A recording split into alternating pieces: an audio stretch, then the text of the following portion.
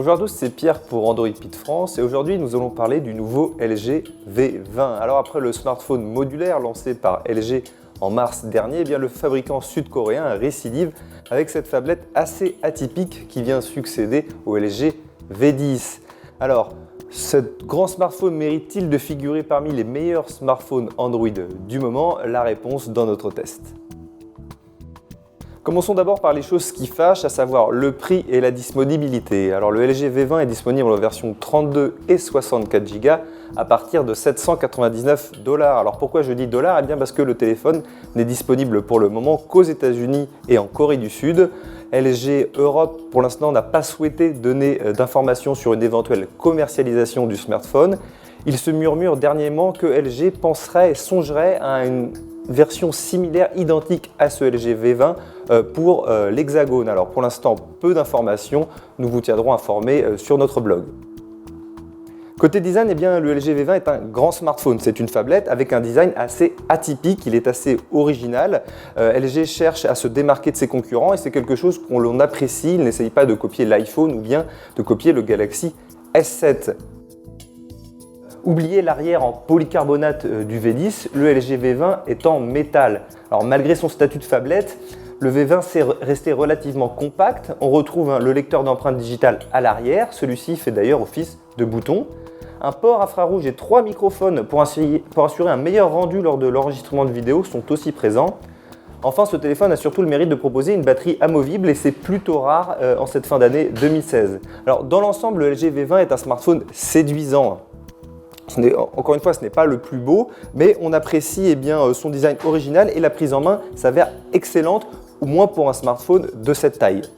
Le LG V20 a cette particularité de proposer deux écrans. On retrouve un écran principal de 5,7 pouces en définition QHD et un autre petit écran en haut de 2,1 pouces. On est en deçà de ce que proposait un écran AMOLED pour l'écran principal, mais le résultat est tout de même très bon et digne des smartphones haut de gamme de cette fin d'année. Le second écran est lui aussi utile pour accéder directement au téléphone, à la calculatrice, aux messages, à vos applications très simplement ou aux dernières notifications. Clairement, ce n'est pas une fonctionnalité indispensable, mais cela offre un confort supplémentaire à l'expérience d'utilisation. Sous le capot, le LG V20 bénéficie des mêmes specs techniques que ses concurrents avec un processeur Snapdragon 820 et 4 Go de RAM. Bien entendu, les performances sont au rendez-vous, tout est fluide, il n'y a pas d'application qui se crache. On est très satisfait des performances générales du smartphone. Niveau software, c'est la même chose. Le LG V20 est une bonne surprise puisqu'il intègre nativement la dernière version d'Android, Android 7.0 Nougat. C'est une des grandes satisfactions de ce téléphone. On retrouve donc toutes les dernières nouveautés de la dernière mise à jour d'Android, customisées avec l'interface LG UI qui est assez rangée mais colorée. Le tiroir d'application n'est pas présent par défaut, mais vous pouvez l'activer dans les réglages. Cela vient répondre à la demande de nombreux utilisateurs. En matière de photos, le LG V20 dispose du même système à double caméra que son petit frère le G5. On retrouve donc deux lentilles, une de 16 mégapixels et une seconde de 8 mégapixels. L'avantage de ce système à double caméra, c'est que vous pouvez faire des photos grand angle avec un angle qui va jusqu'à 135 degrés. Les effets sont particulièrement réussis, notamment pour des selfies. C'est l'occasion de prendre plus de gens au sein du même cliché.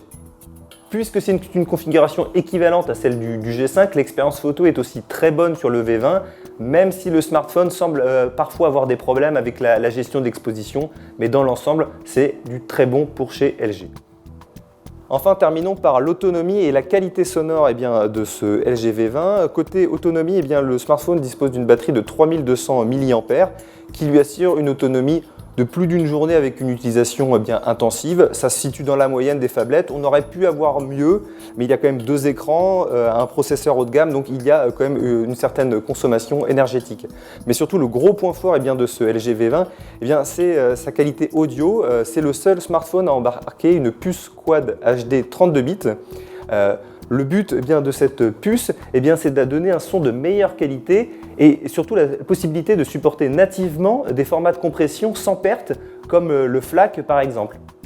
Et LG est même allé plus loin avec son smartphone, car le V20 dispose de 3 micros capable alors d'enregistrer du son en qualité HD audio, c'est-à-dire en qualité FLAC 24 bits pour les spécialistes. Alors au final, que penser de ce LG V20 ? Eh bien à titre personnel, je suis assez satisfait puisque ce qu'il fait, il le fait même très bien. En plus de disposer d'une vraie personnalité avec notamment un second écran plutôt original, eh bien, il offre des fonctions appréciables toujours en 2016 comme une batterie amovible ou une extension par carte micro SD.